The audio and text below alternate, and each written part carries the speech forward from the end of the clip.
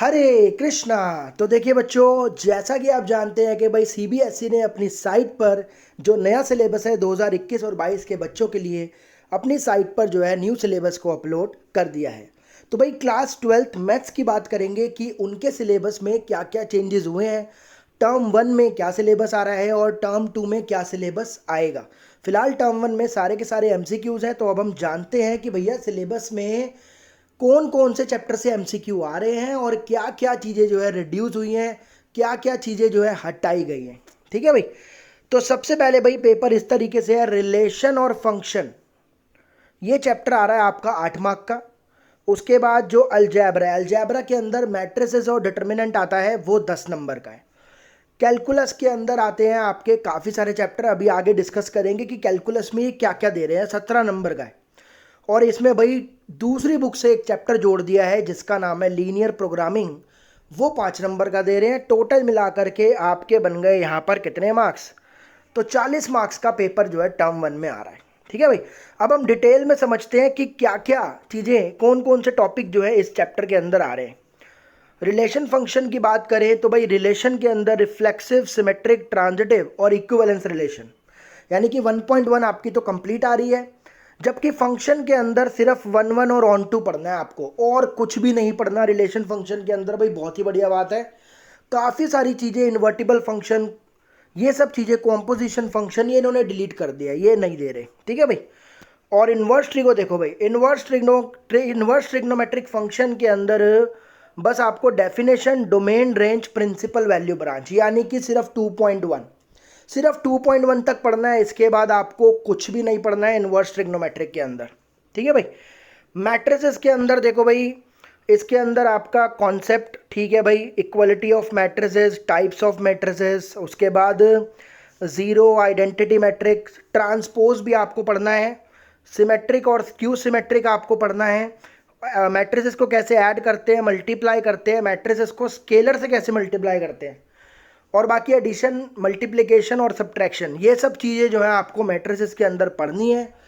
और जो लास्ट वाली एक्सरसाइज है 3.4, वो आपकी कर दी गई है डिलीट। ठीक है भाई। तो इन्वर्स निकालना आपके कोर्स में फिलहाल नहीं है, वो हटा दिया है। डिटर्मिनेंट की अगर बात करें तो डिटर्मिनेंट के अंदर भाई वो क्या क्या दे रहा है, बोल रहा है डिटर्मिनेंट आपको 3x3 मैट्रिक्स का सॉल्व करना आना चाहिए, माइनर निकालने, कोफैक्टर्स निकालने। उसके बाद जो एक्स वाई जेड की वैल्यू है, ये सबसे इंपॉर्टेंट टॉपिक होता है ये वाला, 4.6 एक्स वाई जेड की वैल्यू जो है ना आपको निकालनी आनी चाहिए। एडजॉइंट और इन्वर्स आपको पता होना चाहिए। तो ये सब चीज़ें जो है इन डिटर्मिनेंट के अंदर जो है पूछी जा रही है। इसके अंदर जो 4.2 था, प्रॉपर्टीज ऑफ डिटर्मिनेंट, वो डिलीट कर दी गई हैं। ठीक है भाई। कैलकुलस के अंदर देखो क्या क्या आ रहा है। कैलकुलस के अंदर आपका कॉन्टिन्यूटी और डिफरेंशियबिलिटी, ठीक है भाई, कॉम्पोजिट फंक्शन के derivative, chain rule, inverse trigonometric function के डेरिवेटिव। देखो भाई लास्ट ईयर ये हटा दिए गए थे, लेकिन इस बार इन्होंने फिर से डाल दिए। इनवर्स ट्रिग्नोमेट्रिक फंक्शन के डेरिवेटिव आपको करने हैं। इम्प्लिसिट फंक्शन के डेरिवेटिव, एक्सपोनेंशियल, लॉगरिथमिक फंक्शन, उसके बाद इनके भी डेरिवेटिव्स आपको पढ़ने हैं। लॉगरिथमिक डिफरेंशिएशन पढ़ना है, फंक्शन का डेरिवेटिव मतलब जो पैरामेट्रिक फॉर्म में, और सेकंड ऑर्डर डेरिवेटिव। ये तो ऑलमोस्ट सारा ही डिफरेंशिएशन चैप्टर इन्होंने दे दिया है। सिर्फ 5.8 जो रोल्स थ्योरम है और मीन वैल्यू थ्योरम है, वो इन्होंने हटा दी। बाकी पूरा का पूरा कोर्स जो है आपको डिफरेंशिएशन चैप्टर पूरा का पूरा करना है। ठीक है भाई। एप्लीकेशन ऑफ डेरिवेटिव में इंक्रीजिंग डिक्रीजिंग है, टेंजेंट नॉर्मल है, मैक्सिमा मिनिमा है। Increasing decreasing, tangent normal, maxima minima, first derivative test और सेकंड डेरिवेटिव टेस्ट, ये आपको दोनों ही करने हैं। ठीक है भाई। और बस बाकी सिंपल प्रॉब्लम्स करनी है, बोल रहा है, जो कि रियल लाइफ सिचुएशंस को एक्सप्रेस करे। मतलब जो बेसिक क्या कहते हैं, बिल्कुल सिंपल सिंपल जो वर्ड प्रॉब्लम्स होती हैं मैक्सिमम मिनिमा के ऊपर, वो आपको इसमें से करनी है।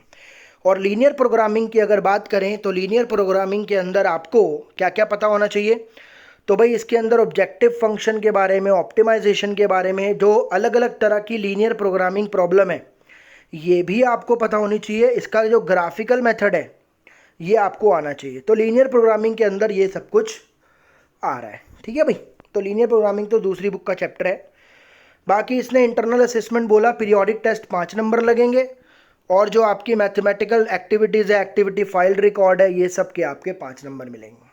तो ये टर्म 1 का पूरा चिट्ठा था। ठीक है भाई, आगे आ जाते हैं टर्म 2 के अंदर। टर्म 2 के अंदर जो आपका कैलकुलस है अब वो रख दिया गया है 18 मार्क्स का, और जो वेक्टर और 3D है वो 14 मार्क्स की रख दी गई है, और प्रोबेबिलिटी 8 मार्क्स की। सिर्फ ये वाला कोर्स आ रहा है, लेकिन कैलकुलस के अंदर 7, 8, 9 तीनों चैप्टर हैं। ऐसे मजे में मत लो कि कैलकुलस ये तो बड़े कम चैप्टर हो गए, टर्म 2 में कम नहीं है, सारे के सारी दूसरी बुक ही दे दी इन्होंने LPP छोड़ के। ठीक है भाई, calculus 18 marks, vector 3D 14 marks, probability 8 marks आ रहा है। अब देखते हैं इसके अंदर क्या क्या है। ये भी आपका 40 मार्क्स का पेपर है, 10 का इंटरनल असेसमेंट है। अब इंटीग्रेशन के अंदर क्या क्या दे रहा है वो, इंटीग्रेशन इन्वर्स प्रोसेस होता है डिफरेंशिएशन का, यानी कि 7.1 आएगी। उसके बाद सब्स्टिट्यूशन से करना है, पार्शियल फ्रैक्शन से करना है, बाय पार्ट से करना है। ठीक है भाई, उसके बाद ये वाले सारे टाइप्स के इंटीग्रल्स भी आपको इस बार करने हैं, उसने बोल दिया है। ठीक है भाई, और आगे जो बेसिक प्रॉपर्टीज़ हैं डेफिनेट इंटीग्रल्स की और इवैल्यूएशन ऑफ डेफिनेट इंटीग्रल्स, ये भी आपको करना है, यानी कि 7.11 भी आ रही है। ठीक है भाई, एप्लीकेशन ऑफ इंटीग्रल्स में क्या है भाई, एप्लीकेशन ऑफ इंटीग्रल में बोल रहा है एरिया अंडर सिंपल कर्व आपको निकालना है, लाइन का, पैराबोला का, सर्कल का, इलिप्स का, स्टैंडर्ड फॉर्म में, सिर्फ स्टैंडर्ड फॉर्म में, और region should be clearly identifiable. मतलब इसमें जो लाइन, पैराबोला और एरिया ऑफ सर्कल, इलिप्स है उसके अंदर का जो एरिया है आपको निकालना पड़ेगा, यानी इंटीग्रल भी आपका पूरा ही आ रहा है। डिफरेंशियल इक्वेशन के अंदर क्या क्या है भाई, डिफरेंशियल इक्वेशन के अंदर डेफिनेशन इसकी, ऑर्डर डिग्री, ठीक है भाई। उसके बाद जनरल और पर्टिकुलर सॉल्यूशन, ये दोनों आ गए। उसके बाद वेरिएबल सेपरेबल मेथड, होमोजीनियस, और इस वाली फॉर्म की हमको लीनियर डिफरेंशियल इक्वेशन पढ़नी है। इस बार क्लियर कर दिया, पिछली बार क्लियर नहीं था थोड़ा, तो ये वाली लीनियर डिफरेंशियल इक्वेशन हमको पढ़नी है। उसके बाद वेक्टर और 3D की अगर बात करें, वेक्टर और 3D में क्या क्या आ रहा है भाई, वेक्टर के अंदर भी वेक्टर, स्केलर, मैग्नीट्यूड, डायरेक्शन, ये सब चीज़ें तो आ ही रही है। डायरेक्शन कोसाइन, डायरेक्शन रेशोज आपको पढ़ने हैं। टाइप्स ऑफ वेक्टर भी आपको सारे पढ़ने हैं, पोजीशन वेक्टर पढ़ना है, नेगेटिव वेक्टर पढ़ना है, वेक्टर के कंपोनेंट ऐड कैसे करते हैं, मल्टीप्लाई कैसे करते हैं, रेशो में डिवाइड करना, ठीक है भाई, डेफिनेशन, ज्योमेट्रिकल, भाई क्रॉस प्रोडक्ट और वेक्टर प्रोडक्ट, ये तो पूरा चैप्टर ही हो गया। तो वेक्टर का पूरा चैप्टर आ रहा है, कुछ भी डिलीट नहीं है, सिर्फ उसकी जो सप्लीमेंट्री है वो डिलीट कर दी है। 3D के अंदर direction ratio, direction cosine line के, कार्टेशियन और वेक्टर इक्वेशन लाइन की, कोप्लेनर स्क्यू लाइन, ये सब पढ़ना है। शॉर्टेस्ट डिस्टेंस टू लाइन के बीच में, और कार्टेशियन और वेक्टर इक्वेशन प्लेन की, और distance of a point from a plane, जो angle between two line to plane, ये सब डिलीट कर दिया है, बाकी सब कुछ आ रहा है। प्रोबेबिलिटी के अंदर कंडीशनल आ रही है, multiplication theorem, independent event, total probability, Bayes theorem, random variable और उसका प्रोबेबिलिटी डिस्ट्रीब्यूशन, यानी कि मीन वेरिएंस यहाँ से भी डिलीट हो गया है। फिर यहाँ पर भी 5 नंबर की आपका पीरियोडिक टेस्ट और मैथमेटिक एक्टिविटीज़। तो ये सब सिलेबस जो है आपका आ रहा है भैया टर्म 1 और टर्म 2 में। ठीक है भाई, अब NCERT में क्या क्या टॉपिक्स आपको पढ़ने हैं वो मैं आपको अगली वीडियो में बताऊंगा। तब तक के लिए बने रहें, अपना ध्यान रखें। Thank you so much.